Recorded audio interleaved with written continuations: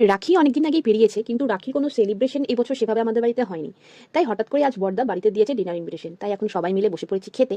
আর বৌদিদি এখানে বানিয়েছে প্রথমবার মুড়ো ঘন্ট, গোবিন্দভোগ আতপ মাছের মাথা, আর দিয়েছে ছোট ছোট করে কাটা আলু। প্রথমবার বানিয়েছে, কিন্তু সত্যি বলতে দুর্দান্ত খেতে হয়েছে। আর তাছাড়া কোনো কিছু কেউ ভালোবেসে রান্না করে খাওয়ালে তার স্বাদ কখনোই খারাপ হতে পারে না। সত্যিই খুব ভালো হয়েছিল মুড়ো ঘন্টটা খেতে।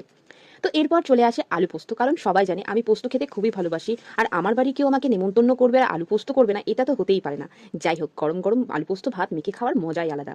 দেন তো এরপর চলে আসে আমাদের সকলের প্রিয় মটনের লাল লাল ঝোল। উফ, দেখেই মনটা ভরে যাচ্ছে। ব্যাস, পাতে ঢেলে নিলাম গরম গরম মটনের ঝোল।